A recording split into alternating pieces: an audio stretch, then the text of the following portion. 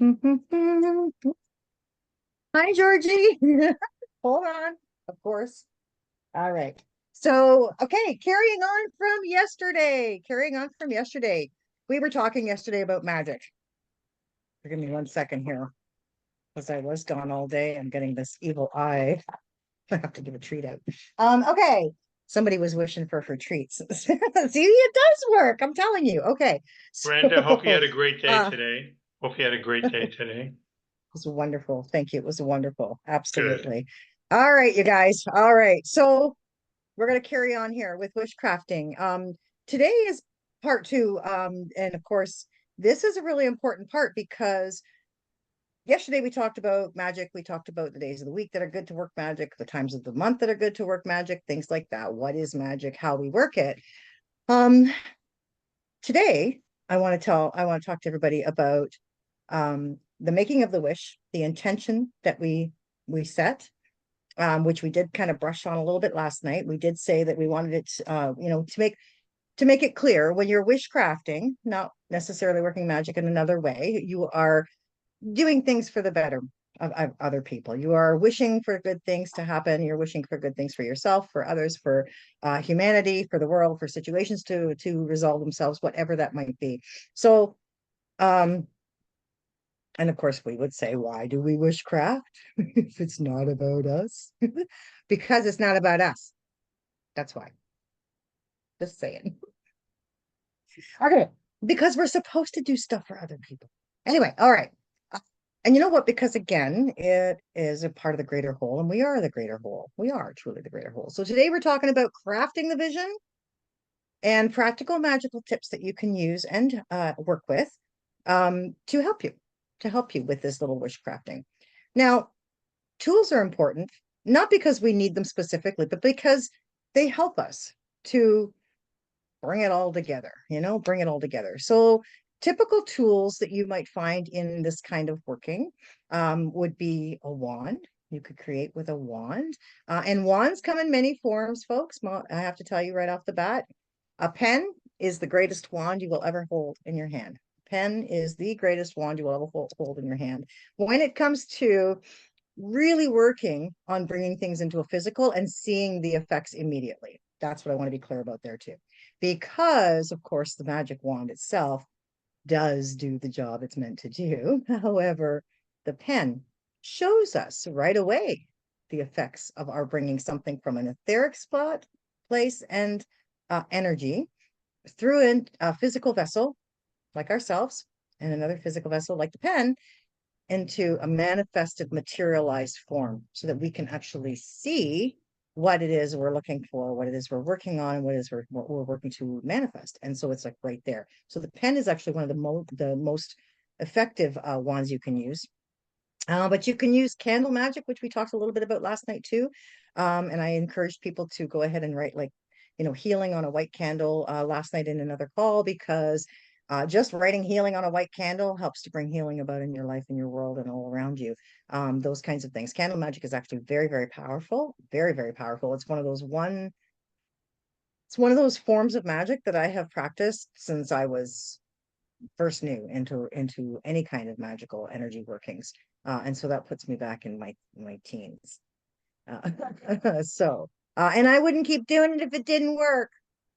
There's things to be said about that. If it doesn't work, stop doing it.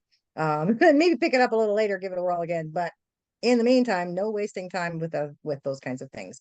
Um, Creatively, you can use a cauldron. Now, I don't mean necessarily that you're going to be burning or cooking or things like that with the cauldron, but to create, like a wishing bowl kind of idea with your cauldron is a really good idea. You can grab a little bowl. It can be a glass bowl. It can be like a cast iron bowl. It can be whatever you see for yourself.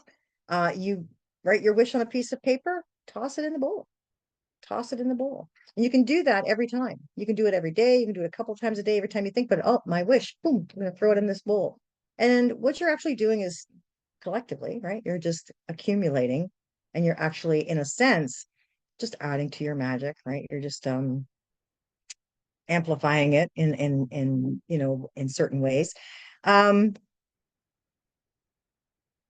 What else do we want to talk about? Yes. The cauldron. The other thing you can do too, which is also helpful when it comes to the cauldron, is not just creating the wish bowl sort of idea where you can throw all of your wishes in there in like little pieces of paper you've folded up or whatnot. But you can actually create a cauldron from a cauldron and use it to burn those wishes on a piece of paper.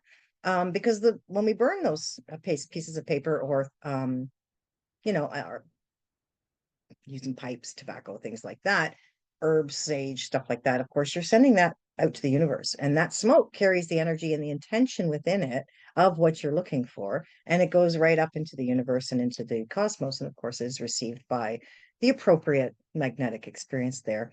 And once again, it delivers. They deliver. Everything is about the intention. Just remember that. Everything is intention plus action equals magic. That's how magic plays. So very simple techniques that we can use. Visualization is another. In magic and in witchcraft, we call that path working, where you visualize the path ahead for yourself and where you're going, what kinds of things you want to see come about. So that brings me to the next part of that, which in path working, you're kind of using a meditative space and you're working your visuals with your mental, but you can also write it.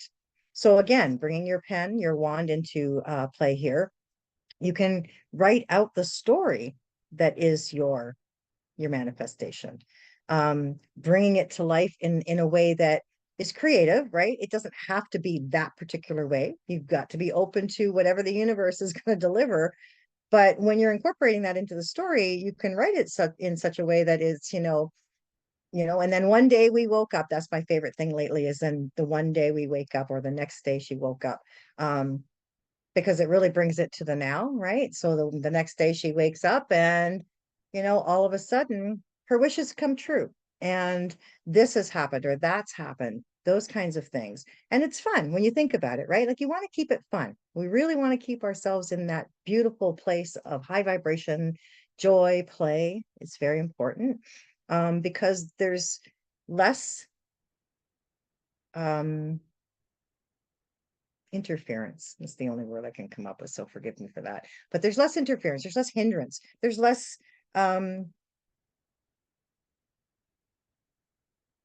between, there's less friction. It just flows, right? Your energy just flows when you're in a play space. There's very little stopping you or stopping your creation from coming to play. Now, spirit's ringing the bell here, and I'm about to yawn up a whole series of yawns. So I don't know who's got somebody going on with them, but somebody's got somebody hanging out with them right now. I think it's Nicole. But anyway, okay. Um, we'll have to talk another time, darling. Okay. Probably due for a call anyway, aren't we? I'm thinking. Okay, so carrying on, Brenda, staying focused. That was my trouble last night. Um, daily rituals. Again, affirmations, um, gratitude. Here's another thing. We talked about Neville Goddard a little bit, I think. And I would like to mention that Neville Goddard teaches about the law of assumption. And the law of assumption is basically declaring things as if you've already got them, right? As if you absolutely already have it. I am already here. I've already done this. I've already accomplished this. I'm thankful I've done that. Those kinds of things. I'm thankful I have that, or it really feels good that I have this now. You want to conjure. You want to conjure. You want to conjure.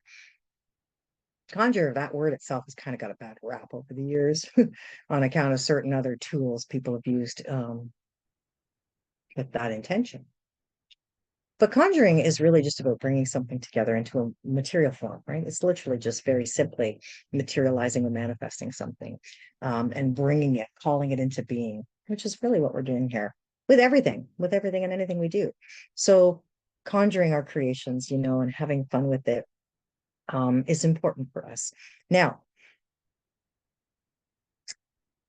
I have um, I'm so grateful my wishes have been granted. I'm so grateful my genie heard me. I'm so grateful we worked together and this is just wonderful. This wonderful experience has happened for me. Those kinds of things. It's almost as if, it's in the past tense. You're absolute in that. And one of the things he teaches about, of course, his whole first story is that he had apparently learned from an Ethiopian priest the teachings of the laws and the law of assumption. And I guess for quite a long time, he wanted to go to Barbados. And I guess the story was that he didn't know how he was going to get there. He didn't have any money. It's back in the 30s or 40s. And of course, back then they had to take steamships and stuff like that, or, cargo ships of other kinds and whatnot. And anyway, story goes that he was like, how am I going to get there? How am I going to get there? I don't have the money, whatever else. And so his Ethiopian priest friend who was teaching him about the law of assumption, excuse me, the law of assumption, just kept saying to him, well, you're already in Barbados.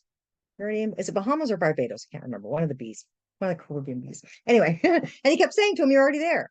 And he's like, okay, I'm already there. I'm not, but I'm already there. Okay. Like they're kind of like, it's kooky because you feel funny. You feel funny assuming something. And we've all been taught since we were little what that word assume will bring you, right? Don't assume anything. It makes an ass of you and me. I don't know. My father taught me that when I was little, and that's stuck and it's always stuck. And I don't necessarily buy into it, but it's one of those things we remember, right? It's like a thing. Um, so it's in the collective. If I remember it, it's in the collective. That's it. And that's something that's a program that we can all tap into. And whether we realize it or not, sometimes we do tap into it. But anyway, nonetheless, we are already in the Bahamas, the Barbados, wherever it is we are. And, I guess the story goes that 6 months goes by and this guy's like, still not in the Bahamas, or I'm still in the Barbados, wherever it was he was going. And his friend just kept saying to him, yes, you are. You're already there, you know? And I guess he finally surrendered to that. And then the very last day, like the very last day for him to buy a ticket to get on a ship to go to that particular destination, there was no more tickets after that till the next season. His brother sent him a wire telling him he'd purchased him a ticket that he was to go. And he had to go steerage, mind you. So of course, that's coach, I guess, in those days. It might have even been, I don't know, it might have even been cattle. I don't know. Like, it was like not certainly not first class by any means. Um, and he just kept following along with, okay, all right, I'm in Barbados. I'm in Barbados. And of course, so the story goes that not only did he end up there, but the minute he got on the ship, they said to him, Mr. Goddard, it seems that not only is your ticket, but we had a cancellation and you've been upgraded to first class. So he was like, so all of a sudden this guy's like, hey, this stuff really works. And this is back a really long time ago when you know, we're just coming out of depression era, we're post-war, like in a time where it's very difficult, I would think, for an entire collective to reach beyond the limitations that they had been experiencing. And yet this man was being taught how to do this. And then, of course, he eventually started teaching others.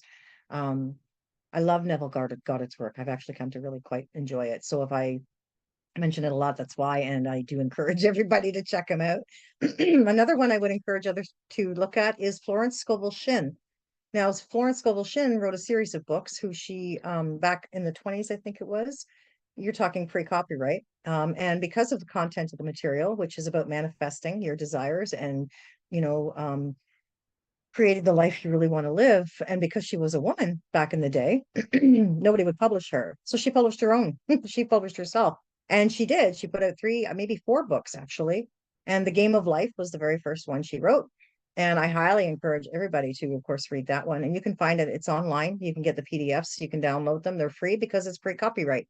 And it's phenomenal work. She had basically discovered how to decode the Bible and take certain phrases in the Bible, dissect them, pull the power words out, and actually use those power words to manifest. And that woman had lineups of people around the block coming to see her back in the day because she could command stuff into being. That's what we're supposed to be doing. And so when I teach people witchcraft, before I teach you about witchcraft, it's because we got to do it fun, we got to do it light, and we have to recognize that simple things are very, very easy. And you know what? So are difficult things. But if we can learn to manifest the simple things and think, oh, that's fun. What else can I do?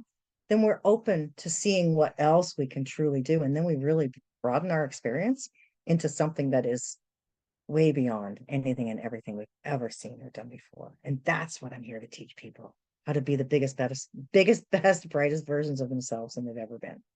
So again, lots of little rituals, lots of little practices that we can do to encourage ourselves and to keep this kind of energy flowing, because you want to get it vibrating in your field.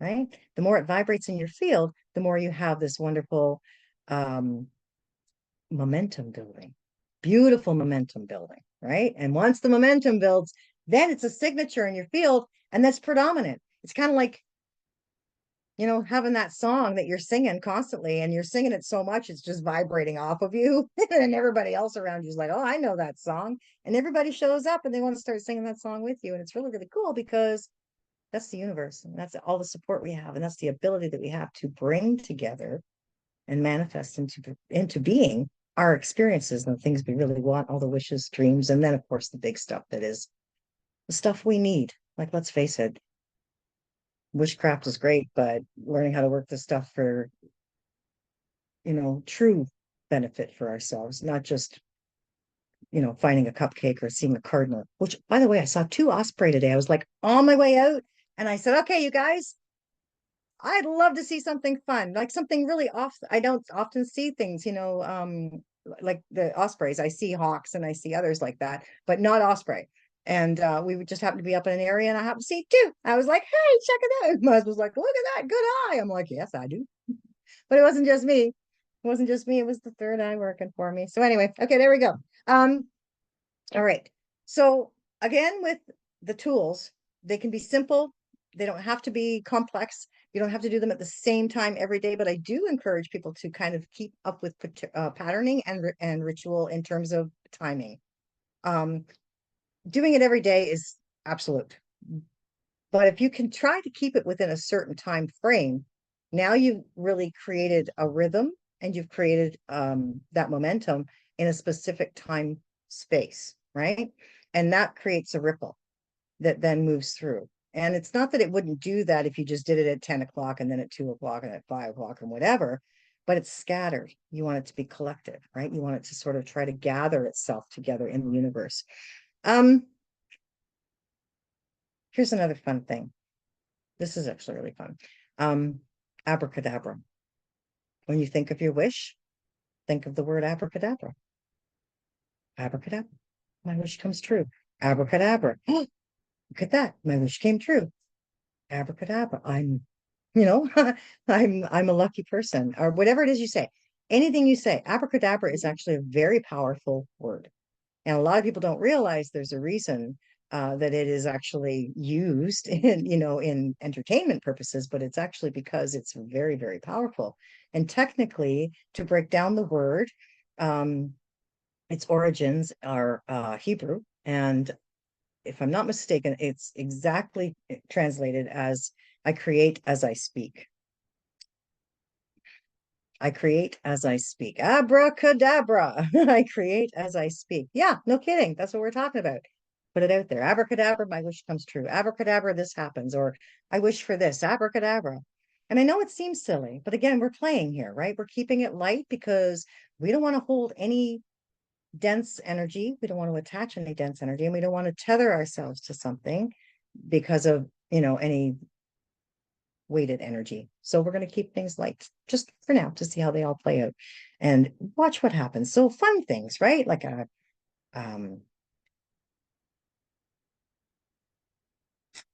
don't know, there's so many different things. I was thinking about them all day long, thinking, okay, what kinds of examples could we give, right? What other kinds of examples? Because, you know, people might want to know, they might not have an idea for themselves. I wish this happened. Oh, here's one. This is fun. Okay. I know this is going to sound silly. But I don't care. So I noticed on one of the little Facebook groups I'm on, in a town, it's growing up in Thornhill. I grew up in Thornhill. And I think it's cool because I see a lot of stuff from my teenage years, right? And it reminds me, and I'm like, oh, that's cool, my high school and stuff like that. The other night I happened to see a post that there's a young man, I think in his early 20s, who's from Thornhill, but he's on Jeopardy. And I'm like, oh, isn't that great? He's winning. I'm like, yeah, even better. So there's my wish for today. My wish is that that young man wins another round at Jeopardy and we see him again tomorrow. We'll see what happens, right? And that's, again, that has no bearing on my life, but that's a good wish for someone else. And it certainly is good wishes to send his way, and he could certainly use them, right? That's a lot of pressure to be under. And if he's having fun, he won't feel that pressure. But the minute he does, our good wishes coming at him help to lift him up. See how that works? So that's the kind of thing I'm talking about. And when we do that, and you wish well for someone or wish well for a situation, I think we still have some Olympics going on. So maybe some of the Paralympics I think are still happening. Now I'm not a big fan of all that stuff to begin with, but truthfully, these people work extremely hard. They spend their whole lives dedicated to these events, these sports and whatnot. And I wish everybody well. But sometimes you want to root for your own your own country a little more than you would other people. So you're like, okay, go Canada. I wish you win. These kinds of things, like this is about deliberately putting well wishes into the collective. Because no matter what, we all need that. Everybody needs help. Everybody needs well wishes. We all need to feel good. We need to feel lifted up. Um, so yeah, it's really, really and I want to remind everybody, wishing, wishing doesn't matter which one you're doing. Is the only thing that's your concern is putting the intention out there and expecting the result. Just keep that in mind. How it happens is not up to you. How it happens is not your concern at all whatsoever. And that right there, my friends, is one of the hardest things for people, one of the hardest things for people to deal with, because instantly our minds go to, well, how can that happen? How's that going to work out? Well, it could happen this way, or maybe this could happen. Oh, and we think of these things, and that's fine. That's fine. I'd love to stumble across a whole bag of money. Oh, maybe that would happen. Maybe the Brinks truck door opens up. Yeah, okay, we can throw these scenarios out there, but ideally, that's a lot of wasted time when we could really be thinking about just having the bag of money. Nothing wrong with that. Went to the casino, one little buddy. You know what I mean? That kind of idea. Oh, you never know. So the idea is to, again, make that assumption that you already got what you're looking for, that whatever it is you asked for has already been granted as a wish. That the person who's, um, wanting to get into this particular place or that school or whatever, because the kids are all back, it doesn't really work at that time. But you know what I mean? There's lots of things that we can wish for other people to have and for ourselves to have fashion in a light fashion. Don't put too much energy or too much weight into what it is for you. If you're looking to have something that is absolutely something you need like right now, or that is really dependent on whether or not your next step works fully for you or whatever, that's not what wishcrafting is about. That's a different kind of magic that we're gonna do in another kind of workshop, because that stuff is also very effective and very helpful. That's the kind of stuff that you would be like really intending to bring together, like if you're looking for a job, just specifically for you, and it's really about the next chapter in your own life. And that's different than wishing, because you've got stake in that. Do you know what I mean? Like you've got a vested interest. We want to take that out of wishcrafting, because wishcrafting is really just light. It's really light. And the idea is that we can see how things can transpire. Now, granted, my wish that this young man from Thornhill wins on Jeopardy, and he wins, that there's no way to prove that that was my wish that helped him win. But I know, based on my own experience and what I know about energy and what I know about how we operate down here, I know that my well wishes certainly did benefit him, regardless of whether they were the tipping point. Do you know what I mean? That's how this works. So we've got to keep ourselves in that space of just keeping it light, keeping it fun, and making sure that everything feels good. One more thing I wanted to mention to people as well that's also very helpful is finding yourself like a crystal or a focus tool. Um, I don't know if I don't think I mentioned this last night. But if like a crystal, yes, something like that. Exactly. Sometimes people use like a mandala, like a picture of like a mosaic or whatever it is for you. It could be a crystal, it could be a stone, it could be a figurine. I have a little lion here somewhere sometimes that I use, like a little tiny guy. Whatever it is, the focus is not necessarily, it's not the most important part, is not about the what it is. It's that you're using that tool to focus and you're putting your intention in the tool for the manifested visualization. So that's also very helpful because it concentrates, right? Your wishcraft into that little one spot. And you can, as soon as you see it, you're like, ah, I was just wishing about that. I was just wishing about that, thinking about that, working that. Being in a good place, of course, is imperative that you're in that good space. If you don't feel good, don't do it. Don't do any work like that. Don't do any energy work when you don't feel good. If you're not feeling up, if you're not feeling excited, if you're not feeling happy, joyful, elated, elevated in any way, wishcrafting's not the right time. It's not the right time. The idea is that again, you're putting energy out there that you're now pushing out there, right? Like you're bringing energy to the forefront, you're bringing it to a focus point, and then you're pushing it into the ethers. And it's irresponsible of me to encourage people to do it at any given time, any way, any day, because not only is it fruitless, right? It's really not productive in the right way anyway. I mean, I shouldn't say it's fruitless because sometimes it can go back to bite you. Um, but it's not what you want to put out there. It's not the energy that you're looking to share, right? It certainly isn't the energy you're looking to get back either. So think about that because, and I can tell you, it's more important for a person to put a halt on a wish that they're crafting in favor of looking after themselves and getting themselves back into a better place energetically, put it on hold, than to continue to work it. Even if you committed, if you say, I'm going to work this spell or this craft of wishing for like 6 days straight, right? Until the full moon or whatever, if you've decided on that for yourself and you want to be dedicated and you want to honor that, that's fine. But again, think about what you're putting into it.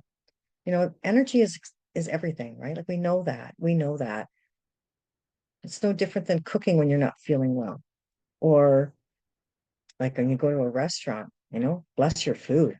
Bless your food, because you don't know what the cook's feeling. You don't know. You don't know what kind of day they've had. You don't know what the energy in the food is. And you're eating it, you're ingesting it. You know what I mean? These kind of things, this matters. Everything matters. We matter. We're matter. Just saying. Um, well, unless we vibrate really, really fast and we have a really high frequency, and then we're light. Then we're just light. We're not matter anymore. Anyway, okay. Just saying. So, but that's the point, right? So you've got to be responsible. And you're the only one, because if you're the one that's crafting the wish, you're the one who's responsible. There's an I in responsibility. There's no we, you, them, or any of that other stuff, us. It's I. It's all about the I that is responsible, right? Your ability to respond and how your energy is as you're responding. Are you responding or are you reacting too is another question. So just being clear about that, making sure that sometimes it takes a little bit, right? Like you might want to come home and think, okay, I was doing this every night at 5 o'clock. She said to do it every time at the same time. That's fine. And then one night you get home a little bit late and you're stressed because you're on the fourth out of 5 days of doing this wishing thing or whatever for yourself. And you ran into traffic you weren't expecting, and now you're 6 minutes behind and you wish you got there. You're exasperated, you're frustrated. Oh my God. What do? Are you going to sit down and do that?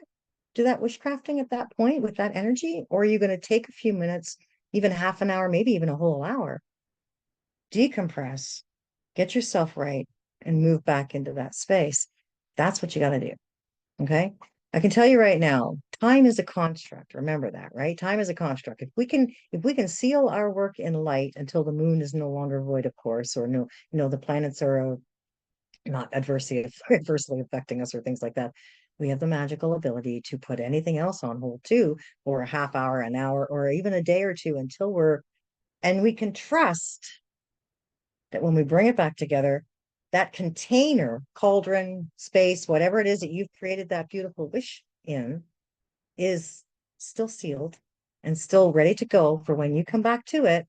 And that even though there might be time in between, you can collapse that time using your mind. Your intention is that everything comes back together in a fluid or a flowing manner and is completely cohesive with all parts of it, right? All parts together come together, and then this beautiful wish becomes its thing. It's sent out to the universe as it's in its fullness or whatever.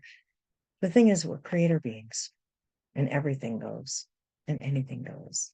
And I keep saying that to people so that we get it, because the minute you think to yourself something can't happen, it doesn't happen. It can't happen until you believe it will. And the fact is, we are incredibly powerful.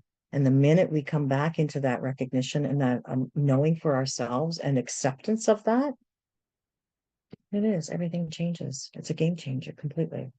So make sure your vibration's good. And then light a candle and make a wish on the candle. There's a reason that people do that for birthdays, right? Lighting the candle, making a wish, blowing it out.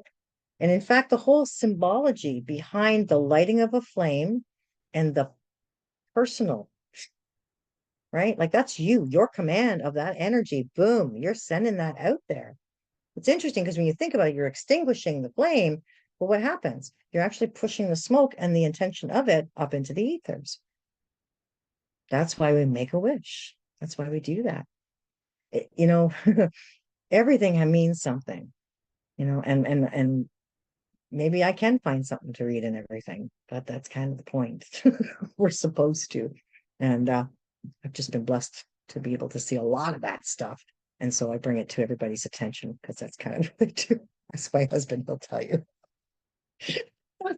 There ain't something in everything. Yes, I can. It's who I am. It's what I do. Sorry, I couldn't help it. But after 32 years, you think you'd know that, right? Like, geez Louise. Anyway, okay. All right. See the magic in your life. Remember, count the blessings, count the magic. Even if it's just like, oh, hey, look at that. Little things, right? Little things that we see in our day that, kind of neat, right? Kind of fun, whatever. Like we went for lunch, and the tax portion was 777. I'm like, well, how lucky is that for the government? Now, do we go and play a 777 sort of game? Try to figure out what that's, but there's something to that, right? Again, 777 is lucky, lucky, lucky, lucky. And the idea is that you kind of gotta make a note of that. Because if you can string these together, they can mean something. And you can bring them together to mean something, which means now you're creating, right? You're creating magic. You're creating a beautiful interaction and a co-creation with spirit, with the energy that is available as our potential to work with and create from.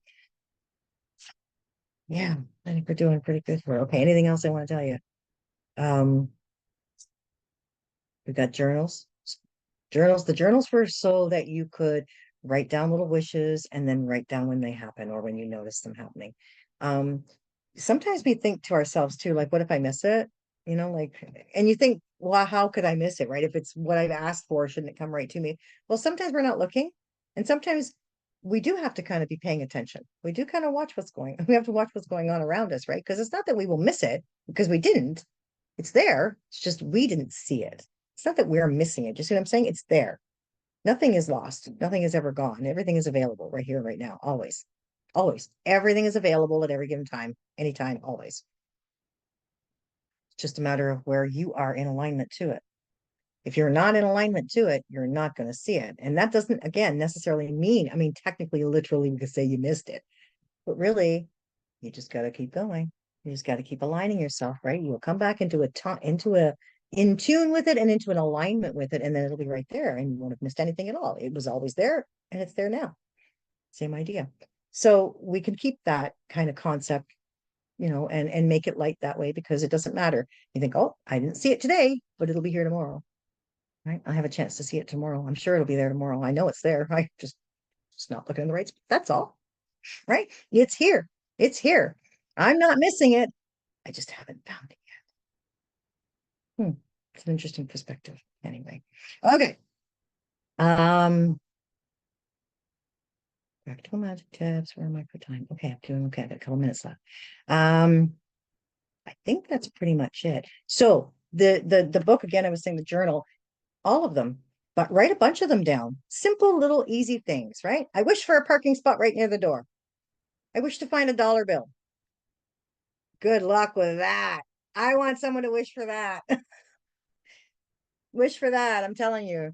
So I think I was trying to tell the story of Neville Goddard the other day too. I don't know if it was on this call or the other call. I've had a couple of calls lately about him wanting to climb the ladder. I think I was talking to Patty, actually. I think I might have messed it up when I was trying to tell her a story. But it was interesting because, if you put it out there that you're not going to do something, you're not going to see a unicorn, you're not going to see this, you're not going to do that, how fast it will manifest. You won't believe. I'm telling you right now. Try that. Try that. See what happens. Like, I know that sounds kind of redundant to everything I've just taught you, but I'm telling you, that's kind of a fun thing. Just for kicks and giggles, we'll call it. The reason being is because the Neville Goddard story was the Elmer Locker story is that he learned from Neville Goddard about manifesting, and his whole thing was Neville told him to start telling himself that he was never going to he wasn't going to climb a ladder. Never, not going to climb a ladder. I will not climb a ladder. I will not climb a ladder. But that when he went to sleep at night, he would climb an imaginary ladder, right? And he would try and get himself in his imagination before he went to sleep at night to climb his ladder. And so he would envision a ladder, you know, and he would put one hand on it and he would go to put the other hand on it. Just about the time he put his foot up on the first rung, he couldn't do it.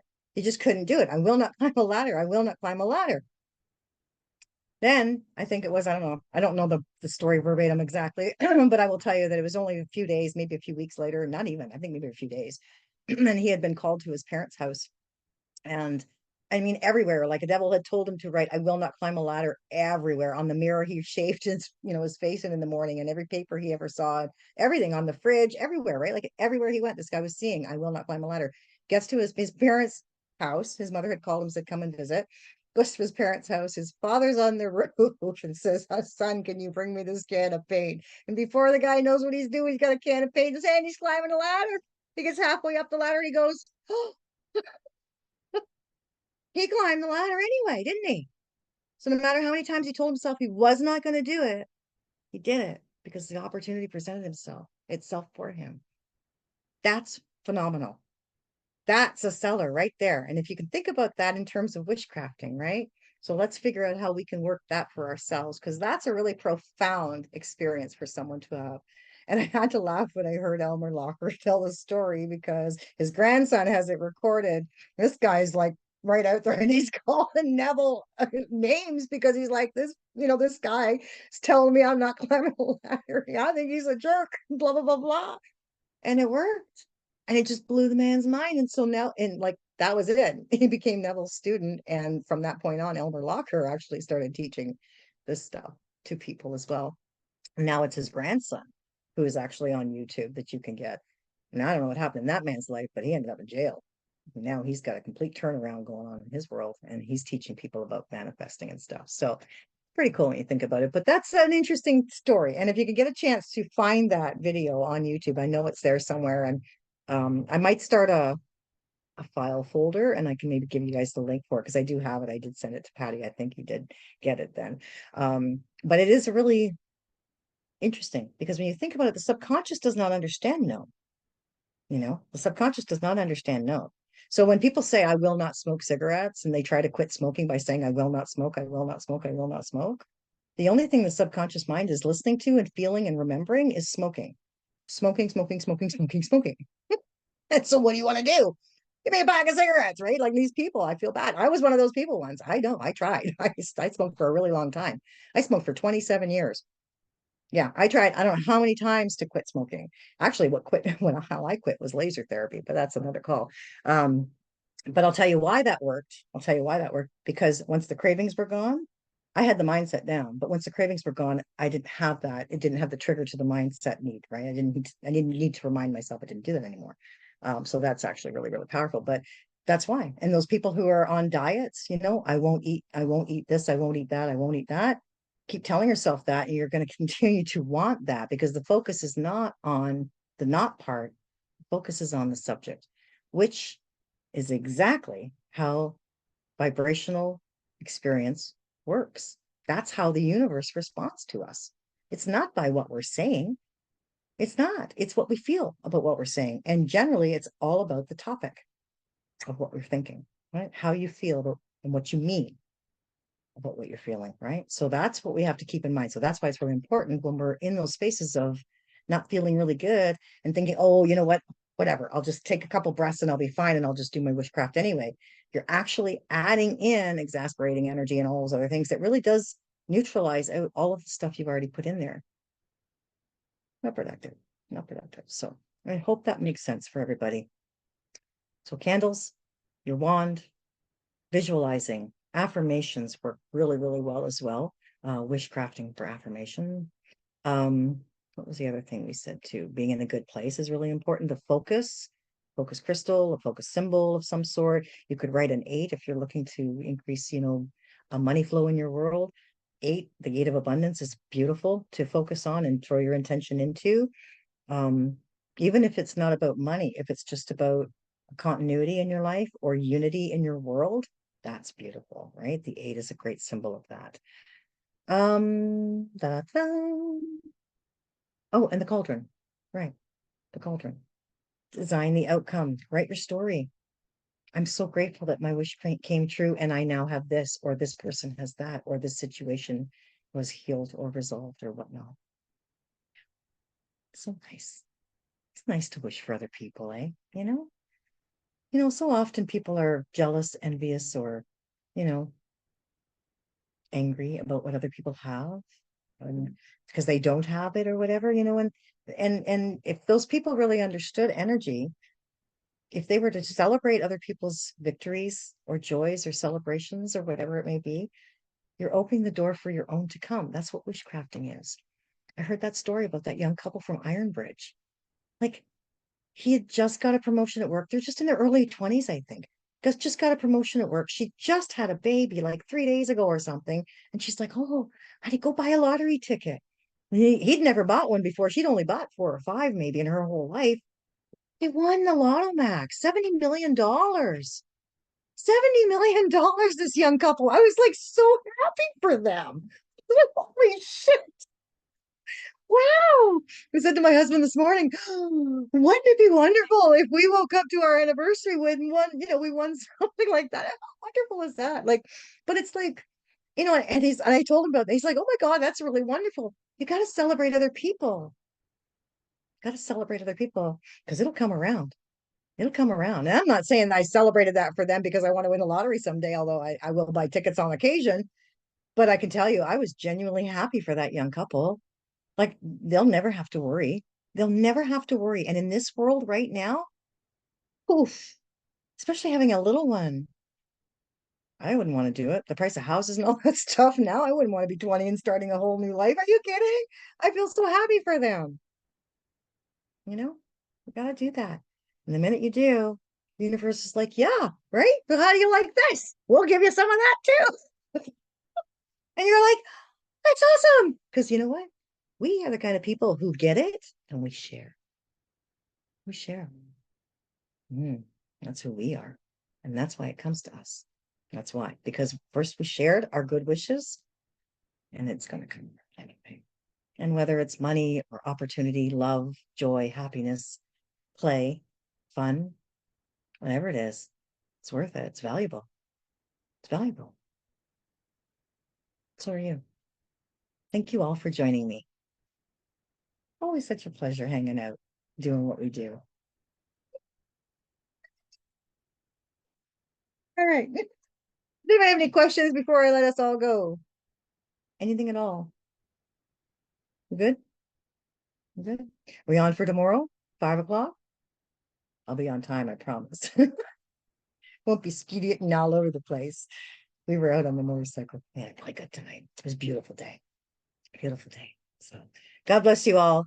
Enjoy your wish crafting. Go practice your stuff. Do some stuff. Think about what you can wish for and what kinds of things you would like wishes, like your own wishes granted. Here's the other part. We'll throw this out there. If you think about your wishes, and you think about how you're wishing well for other people, what kinds of things would you like other people to wish you well for?